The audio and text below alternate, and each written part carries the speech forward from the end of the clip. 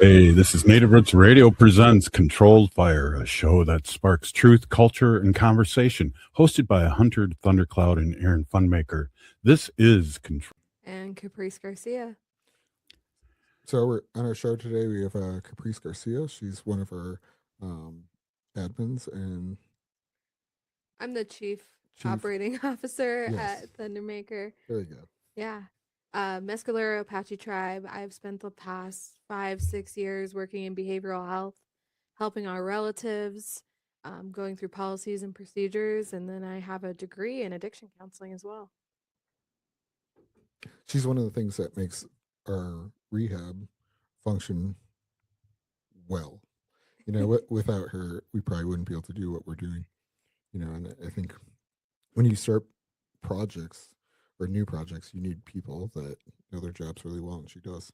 I mean, we want to talk about some therapy modalities today that we're using in our center, just to kind of educate people. Yeah. And I think rather than modalities, talking about approach in general, And- especially how we see it, right? We see the world as monetary, and we see the struggles that nations have with getting people to treatment in general. Wait, before we go too far, maybe you should give a little history of who you are, like your backstory. Yeah, for sure. Um, I'm an addict myself, so I spent a lot of my early adulthood struggling with addiction. I got clean in 2019. My family was removed from our culture for a really long time, and one of the last things my grandpa did before he left was share that gift with me. And so meeting Arrow and Hunter has been really it's creator sent for sure. Being able to get back into culture and get back into healing in a different way that I didn't know that I needed. I got clean, but I wasn't healed all the way. So being with these guys and on this journey has been really important to me. Yeah, I mean, Arrow's really good at bringing people in and allowing them to have access to culture in a safe way. I mean, how do you do that, Arrow? Building community. I think that's one of the most important things we do at Thundermaker is we want to create a healthy community of like-minded people that are there to support one another and help each other on this journey of recovery. And it's not just about the relatives that are coming to get help. It's the staff. It's the whole makeup of what we are. Like we don't really see this as some kind of a business venture, more of a home, not just for relatives, but for all of us as employees, as family, as community. The only way we're able to heal is by community, and really that's what we're trying to build. That's what we have built, and Caprice is a vital member of that community and keeps most of us in check. We have a very strong female presence at Thundermaker, and Caprice is definitely one of those strong presence. And I mean, even at Thundermaker, I mean, we don't always believe in traditional modalities, but it's still important to um, use best practices. And I think Caprice has been able to teach at least me some of that, or the ideas of them, because there's so many, and really, I think going to school and having access to people that are therapists or working under them allows you to learn that, right? Yeah. And I feel like that was one of our vital growing points. Everybody at Thundermaker has a different skill, right? We all have something that we're really, really good at. And when we bring it together, that's when we make the magic happen. And this last year, when we were developing that curriculum, like we saw how important it was to bring some of these modalities into the vision that we had, because not only does it brings some validity in the clinical world, but it also gives us a baseline and it also gives us something to work with. Being able to adapt those into culturally appropriate and letting people choose their path has been really magical to see. Well, and intertwining it with, traditional healing, right, Arrow? Yeah, I think that's been one of the most amazing things to be able to witness and see is taking the traditional cultural knowledge and finding ways to braid that into common best practices on what most rehabs are doing, and to be able to see that adaptation happen, I think has been pretty amazing.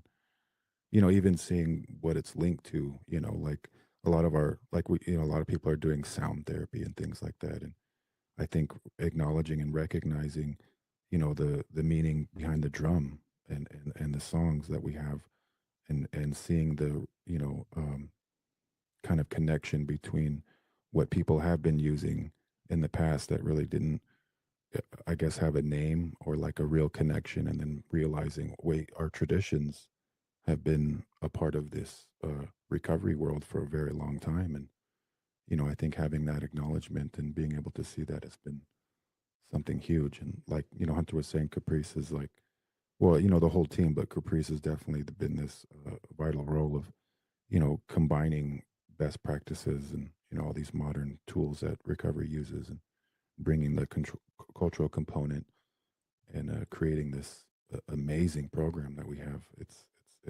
been incredible.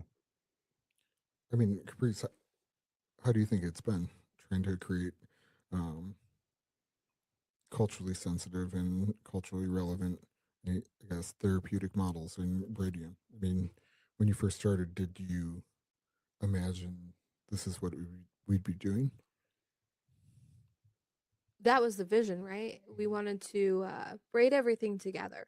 I think when it really impacted me was when we spent a lot of time together in a group using all of our knowledge to integrate it into this curriculum that we were writing. Having everybody there and having a say, but not changing the basic structure of some of these evidence-based practices, but just allowing the space to bring in this traditional healing was really important. I think what a lot of people don't see is that, treatment centers say they use best practices and they say they're interweaving stuff, but it is side by side. It's not integrated. And that's really what we did when we made the Thundermaker curriculum. We're not saying you're going to have a group where you do, CBT or, DBT, or you're doing relapse prevention, and then you're going to go here and you're going to go practice these traditional healing practices, or, have a traditional healer speak with you.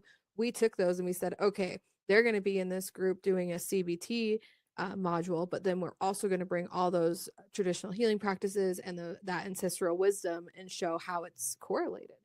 So, what is CBT? Or CBT, cognitive behavioral therapy. It's one of the first therapy modalities. I mean, it's used very prominently in the substance use and mental health.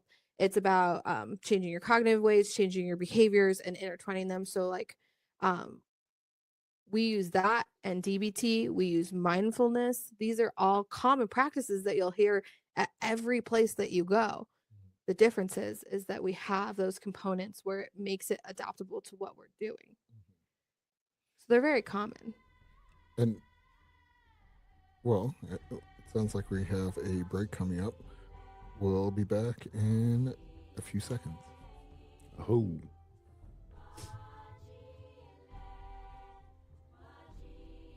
Oh, it says 30 seconds left.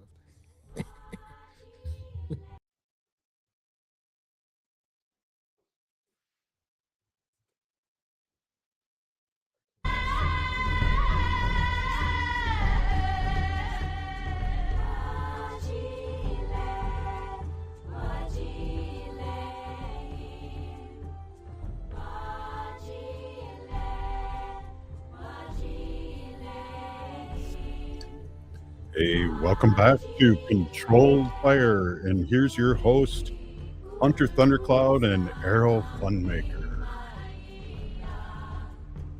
Welcome back. Welcome back. Welcome back. So, Caprice, we kind of left off on therapy modalities. Yeah. You were asking specifically about CBT. Yeah. Yeah. I mean, didn't want to get into it before we had time to think about it and talk about it because it's gonna. Well, yeah. Yeah. I mean, because I think when people are listening to things like this, do they really know what that is? Do you guys know what it is? I mean, kind of. I should, right? Yeah. I mean, it's pretty basic the way that we approach things, right? It's a therapy modality that focuses on thoughts, feelings, and behaviors. And if you change one of those, it changes the relationship with the other, right? So if you change your thoughts about something, it changes your feelings and your behaviors about that same instance. So it's really about, it's really thinking about it's not what happened to somebody, but it's about how they interpret it and how they internalize it. Can you give us an example? I mean, so let's say someone had a traumatic event happen to them, right? Mm-hmm. If their thoughts about it are negative, maybe they have thoughts of like, I deserve for this to happen, Mm-hmm. or I wasn't good enough in this situation. That affects their feelings about it, right? So they feel sad and guilt. And then their behaviors about it might be isolation or self sabotage or doing something against themselves. So if you change one of those, right? If you change their thoughts to be like, I didn't deserve for this to happen, but it did happen, Mm-hmm. then their feelings about it change a little bit, right? They might still be sad, but it doesn't lead to the behaviors that they were exhibiting. Mm-hmm. And this is kind of like learning another coping mechanism. Is that what it is? Or understanding maybe why we have some of the traumas or reactions to it?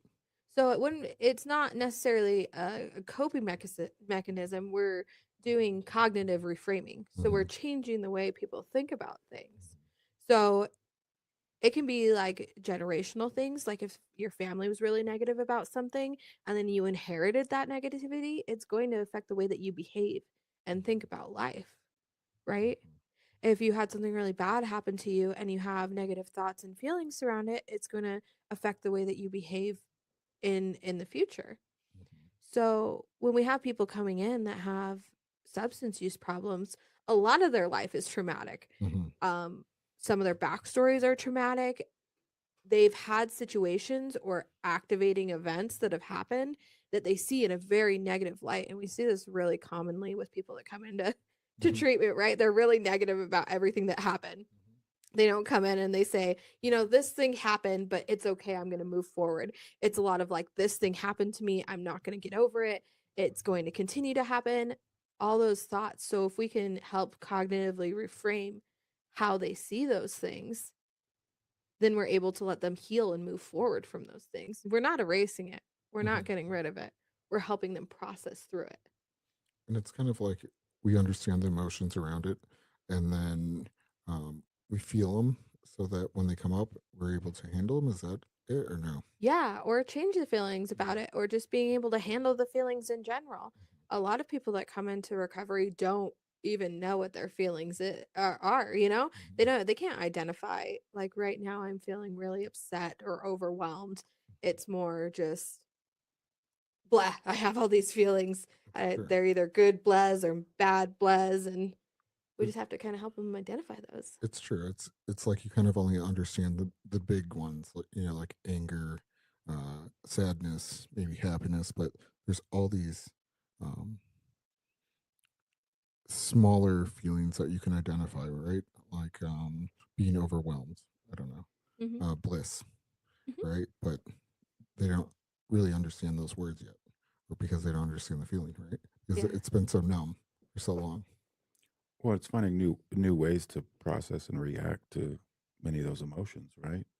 Hmm. Whereas normally we'd become angry if something didn't go our way, or if somebody had a negative thing to say about us, we're going to react out of anger. Whereas what you're saying is it creates a new avenue for us to find ways to react and or not react, right? Yeah. Yeah. or just finding new ways to understand what's going on inside our heads, because sometimes we don't know. And so this is a best practice. I mean, it's something that insurance companies allow us to do. Yeah. Yeah, this is something they use for a lot of things. They use it for anger management, they use it for substance use, they use it for mental health. Like this is something that's been around for a really long time. People know it, people use it, but then us, we Mhm. took it and adapted it, right? Mhm. We take those ancestral thoughts and that ancestral wisdom, and then we put it in there. Mhm. So being able to bring back some of our culture and using it as a strength while they're changing their thoughts or behaviors or their feelings about something is something that they can carry with them. Well, like, you know, a long time ago, we'd sit and have conversations with elders and different spiritual leaders, and you know, they had opportunities to learn ways to do things, but that's not really present anymore within our communities. You know, most of our people that we see coming into our doors, you know, that it's the same narrative as, well, I didn't have an opportunity to sit with certain elders or certain teachers or spiritual leaders or educators. And I think, you know, bringing these things into what we're doing now is a new way to incorporate that. As you know, you are sitting with somebody that has a little more knowledge than you, somebody that can pass on these teachings, and a part of it is that these modalities that we're utilizing, you know, we're just interpreting it into a modern way. Mhm. The cool thing about modalities is they're not a recipe to fix someone, Mhm. right? If we could fix someone, we would, you know, Mhm. but we can't. Um it's about giving the space to be able to utilize these tools and have people that are there for them and safe and comfortable so that they're allowed to use, CBT and change their thoughts or explore their behaviors with someone who knows a little bit more about their behaviors, or explore their feelings about certain things that maybe, Arrow has a little more knowledge about. And that's really what it comes down to. Just creating the safe space. Creating the safe space. Yeah. I mean, right? I mean, I guess that's the idea of Thundermaker. It's a safe place for natives. You know, they, yeah, Yeah, that's what it is. We're creating a home, you know. I think what's kind of incredible is what we've built and provided. It's not, like we've said this before, we don't really look at ourselves as a treatment center per se, more of like an educational piece, you know, like a safe place, a home. You know, we welcome each of our relatives that come in.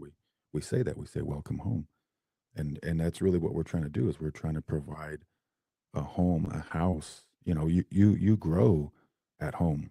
You know, we learn skills, we learn coping mechanisms, we learn all these things, whether it be positive or negative, at home. So us building this new home, this new community of like-minded people, where the foundation is based on traditional principles, healthy choices, healthy foods, healthy people, healthy men, healthy women, you know, and incorporating that into this home environment for our relatives that are coming to get help. And you know, we're able to incorporate all these different things, to provide this foundation. You know, you're not going to build a home made of burnt down pieces of a previous home. You know, you're going to redo the entire structure, the entire foundation. And really, that's what we've been able to do, is we've created a brand new foundation. You know what I mean? We've went out and harvested the materials and made the prayer and made the offering, and done all these things. And really, that's the foundation that we're living on today, is this home style environment for our people. And with the staff that we've been able to build, is we've created this amazing foundation that we're able to incorporate all these new things that people are like, oh, this is new, but it's not. It's ancestral knowledge, like she said. and like when they're using these, is this like peer to peer, or is it on an individual basis? Just It can be any way, right? We do it in groups. We have people challenge each other. We have people um, give new behaviors. It's really cool to see guys in a group and the one guy will express his, thoughts, feelings, and behaviors, and the other guy just calls him out and is like, hey, like that's not true. You say you're not good enough or you say that you deserve that, and the other guy goes over there and shows support and says that should not have happened to you. It's not okay, but it did happen and we're going to move forward. And it's really special to see all these guys get together and be emotionally supportive. And that's a community, right, Arrow? I mean, yeah. you're building a safe place where that people are able to lean on each other. Oh yeah, and we've said this before. If you're in a real community, you can't hide. Like our community here. If I'm having a rough day and I'm going through something mentally, everybody's gonna see it. So you really don't have these corners or these places to go hide and not deal with your stuff because everybody's here communally. And we see that. We can see the change. Even though these people come in broken, right? Broken. They have substance use problems. Their home wasn't where they wanted to be. Everybody comes in with a strength. It takes a village to heal. And it's not just dependent on us that have the knowledge or the education, but it's the strength of the community in general. Well, with that, we're going to take a break. Hey, this is Controlled Fire. We'll be right back after this short break.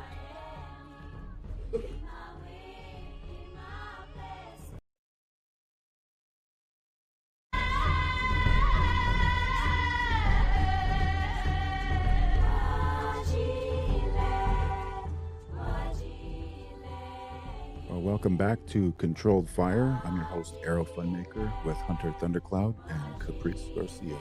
Hello. Welcome back. Welcome back. So we ended the last segment talking about the strengths of that ancestral wisdom and traditions. Do you guys want to talk about what those are and why they're important and what they look like and what they bring to the table as we're culturally adapting our curriculum? Arrow does. Let's start like in the group room, right? When we're in the group room, we come in, we do a blessing, we get together, right? And that's pretty much how we start every day, every group. Yeah, we're not just bringing in certain things. Like we actually actively participate in everything that we do, every ceremony, every cultural component that we bring into Thundermaker. Like we participate as a community, as a family, as a circle, as a group. We sweat sometimes twice a week. What's interesting that I did want to point out is all the relatives that have came into our care organically, each one of them almost began, maybe they got here, today and tomorrow we have sweat. So it's like every single one of them that have came in the very next day or that day that they've arrived here, they've been able to sweat. So to me, seeing them enter that program, crawling into the lodge as like one of their first foundational components of their stay here, I think has been pretty amazing. And to see, we had a few of them that have came in and they were kind of racking their brain. Two of them specifically one of them said they had sweat when they were really young and it wasn't the best experience, so they kind of shied away just because of unfortunately they were chastised when they were young because they didn't know what they didn't know. And instead of people taking the time to like properly educate them, on why we don't do this or why we don't do that, they were kind of cursed up and yelled at and stuff. So they chose not to go back. But, them being here and them going into the lodge in the beginning, they were like, I have some fears, I have some reservations, maybe a little bit of resentment and stuff based on what had happened in the past. But they still did it and they completed it. And when they came out, they were like, that was probably the most amazing experience I've had culturally, within a ceremony. And, the next week they return. The week after that, they return. And nobody's been like, I didn't like that and I don't want to come back. I mean, there's something important about making it safe. I mean, because, you know, at least the way I view it, it's something that's part of my life, right? It's not something we do to cure ourselves. It's not just like this experience we do it once or twice, and now we're cured, or like this is a great experience. It's part of our life Hmm. and a tool that we use. And so, I believe it's important for people to feel safe when they go into it. And when we're teaching them, if they make a mistake, you know, you don't make them scared of making a mistake. We teach it as a classroom, right? Right. I mean, and to me, that's part of this healing. It's having healthy men that understand ceremony, that allow you to make mistakes and teach you in a safe way.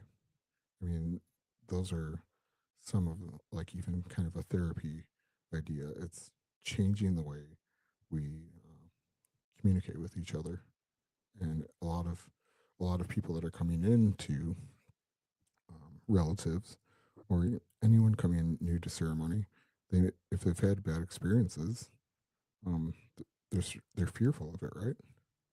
I mean, and really to heal people, they have to trust, and without trust, they're not going to open up. Yeah, that goes back to the cognitive reframing we were just talking about, right? That person had a really bad experience with sweat when they were younger. They had negative feelings about it, and then their behavior was that they were just avoiding it after that. And then changing their thoughts about it, that it is a safe space and you don't know what you don't know. And we are here to help you and teach you and allow you that space to make mistakes, but also show you that you can do it the way it's supposed to be done too. And it changes their feelings about it, and then it changes their behaviors. They're more willing to participate, and they have a different outlook on it Right. entirely. Well, even praying, because when I've listened to some of these guys talk, because they're like, I don't know how to pray. I mean, that's something I actually or we hear often is when people come in, they're nervous about saying the wrong prayer, and to me, it's just saying something you're grateful for them or asking for help. I mean, it's teaching them they have to learn the things that work for them in their journey, Hmm. and usually that's safety and um, having the space to learn healthy ways or make mistakes. Right. I mean, that's what we were talking about before. We're creating a space of wellness and safety. I mean, it's kind of amazing at how many men you meet that are insecure and scared and feel like failures and you know are just, I guess, demasculated. And it's like society's done it. They've done it to themselves. Communities have broken them down. Maybe relationships and continual failure. And the idea is to uplift people. And that takes a long time, right? I mean, we've seen it happen with even nephews or people that have come through sweat. It's a process that takes sometimes years, but it's starting with a safe place. Hmm. My favorite analogy is the living forest analogy, right? You plant a tree in a forest and it's surrounded by intergenerational trauma or substance use or mental health problems or racism, violence, all these things it's surrounded by. And this tree grows up only knowing that. And if you take the tree and you put it in a forest filled with love and you put it in a forest filled with healing and you have all these things around it that are encouraging it to grow and heal, it'll take a little while for that tree to recover. But it is able to heal, and then it's able to make more trees or affect the trees around it in that healing way. Mm-hmm. Yeah. I mean, and that's the thing. Like when we use other therapies, I mean, it's really hard designing a treatment center because you are also obligated to use um, insurance standards, right? Mm-hmm. Do you think that affects the way we um, heal or work with any of our relatives that come in?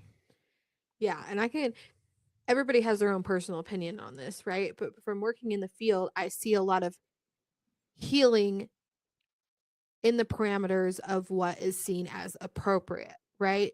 And not just appropriate for the person. It's not client centered, as they call it in the insurance world, right? It is monetary centered. It is centered around, what can we get? What's the most bang for our buck? How can we get people in and out as fast as we can? And it's not really focused on those on the results. Mm-hmm. They want things to be done fast, and the that's the community we live in, the nation we live in, right? Mm-hmm. Things need to be done fast. They need to heal. People need to get back to work. We depend on money, and Take a then, pill, yeah, take a pill, right? you know? And we lose the value of actually working with people for a long amount of time to be able to heal not only themselves but also the community around them. Yeah. I mean, people need to have roots in a community really to heal themselves. Right. Right. I mean, when you have we talk about foundation, I mean, you need to be stable. And we know that lots of relatives are transient for a long in their addiction. They may not be living in the same houses. It's like they're moving from one place to another. Even with the insurance model, it's not designed for someone to live somewhere for 6 months, right? I mean, you're talking 30 days, 60 days, 90 days, and there's this constant transition after 90 days, maybe into a sober living. And depending on the sober living models, they're only allowed to stay for so long. Right. I mean, and we know that there's enough evidence to show that long-term treatment centers will have a higher success rate. I mean, the best and the most successful treatment centers in our nation, and I think even globally, are 2 years long. Yeah. You take someone in early recovery and they're fragile, right? Mm-hmm. They're vulnerable, and you say, you're going to go here, you're going to work through everything in your past, you're going to work through everything you struggle with, and then in 1, 2, 3 months you have to find somewhere else to live that's going to be transient, like they're going to go into a sober living where they have people coming in and out. You have to find a job, you have to figure out how to balance all these things, and they don't allow them the space to work through the things they need to work through and gain stability in that area to be able to handle juggling 10 other guys that they don't know coming in and out. Going to a job where it might be a dead end job, or they work really long hours, they don't know how to take care of themselves, they don't have the recognition for balance yet. And that's the repetitious cycle that we're stuck in. And it's harder if you don't have family support. I mean, or even tribal support, but definitely family. I mean, I think that's a problem with poverty. When you come from an impoverished area, you don't have access to resources to allow you to get a job that's better or time to heal. And that's part of this generational problem. It's this cycle of poverty, which isn't always economic. Poverty is in a lot of different forms: cultural poverty, educational poverty, um, you know, and Identity poverty.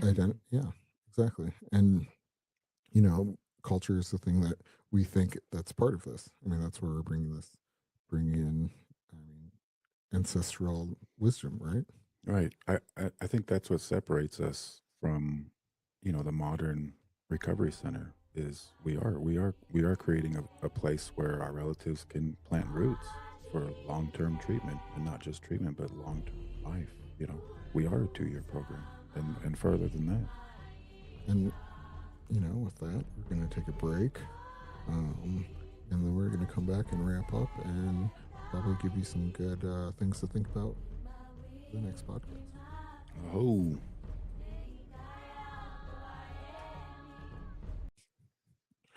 I'm giving the people what they want in between.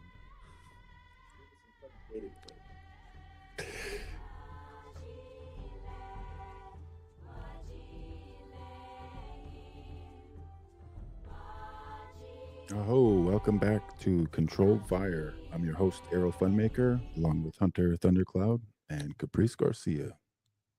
Hi again. Hey.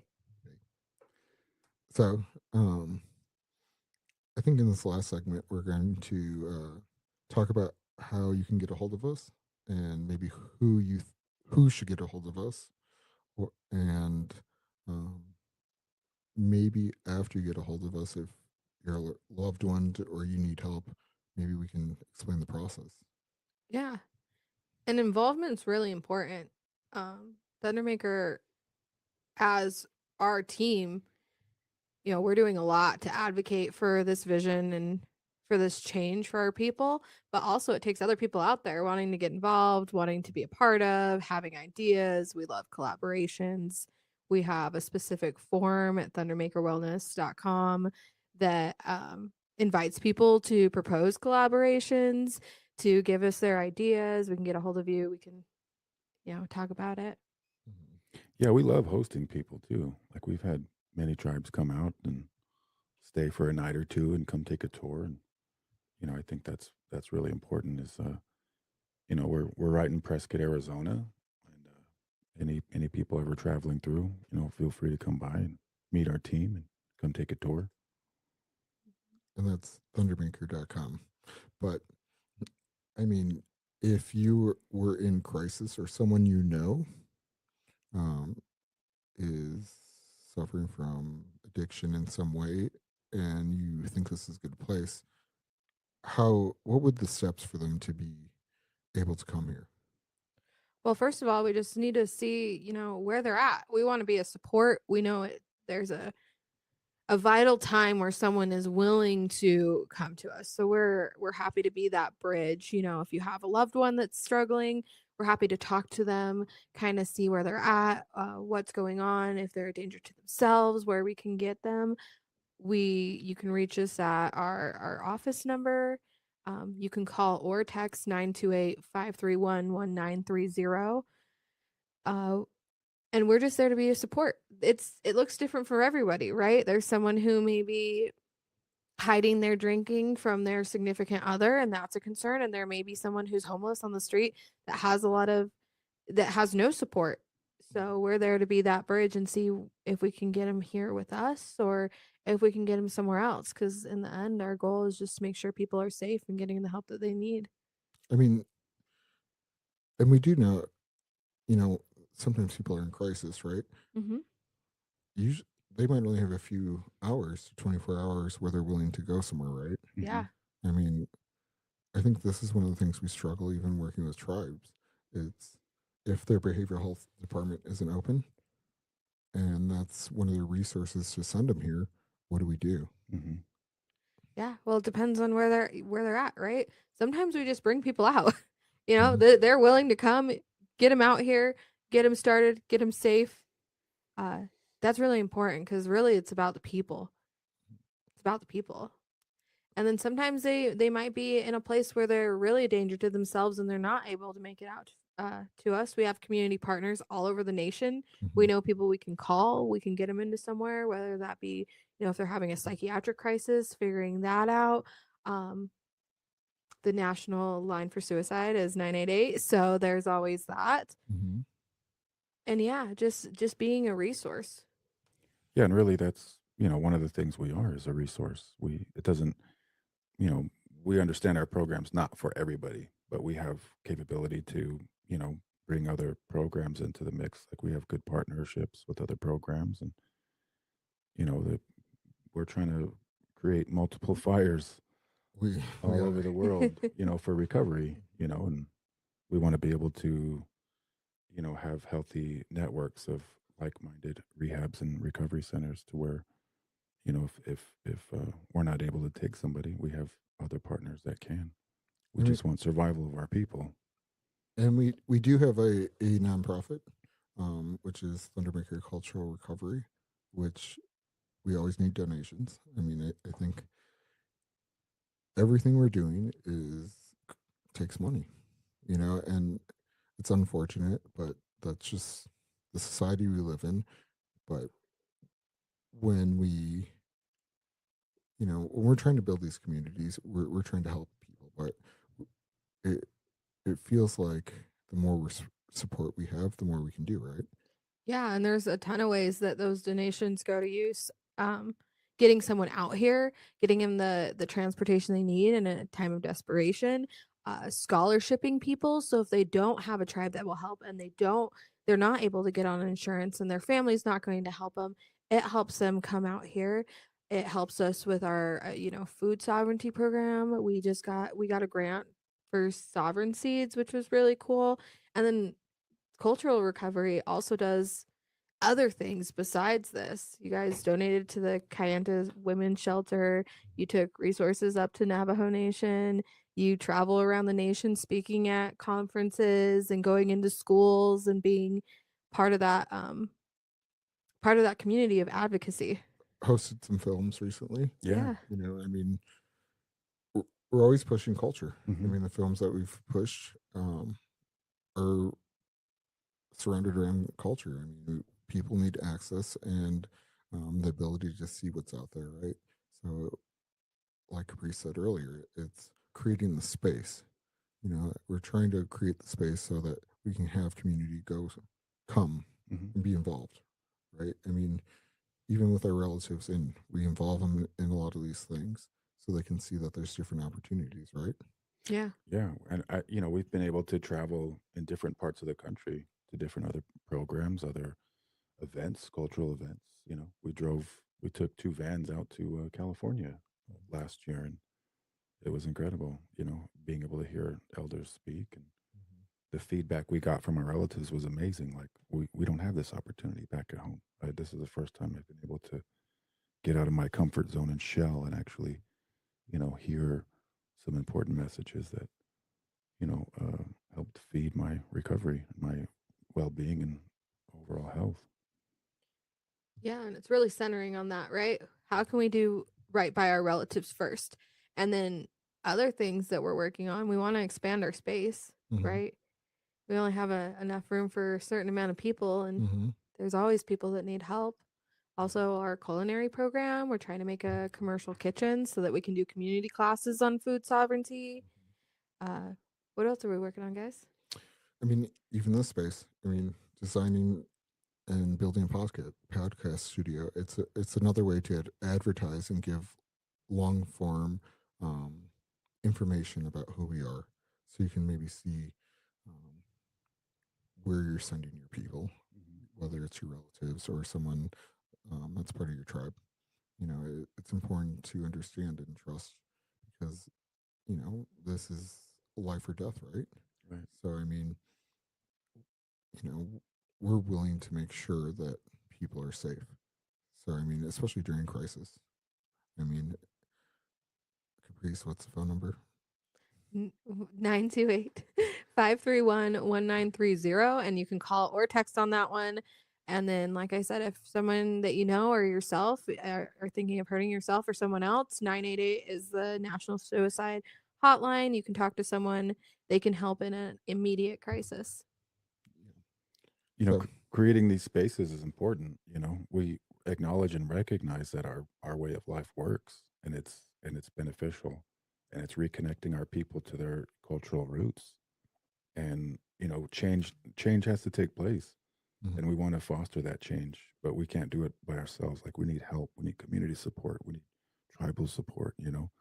We've been reaching out to a lot of tribes lately, trying to just advocate for this change that's necessary. And we need help, we need support, we need community. The only way to build community is with community. So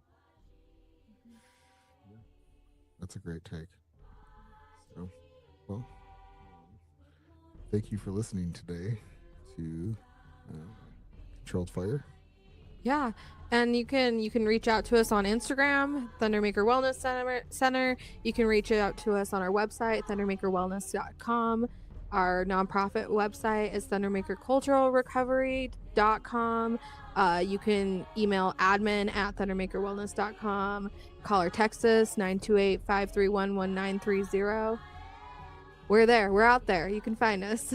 Come find us. Yeah. Come join us. Mm-hmm. oh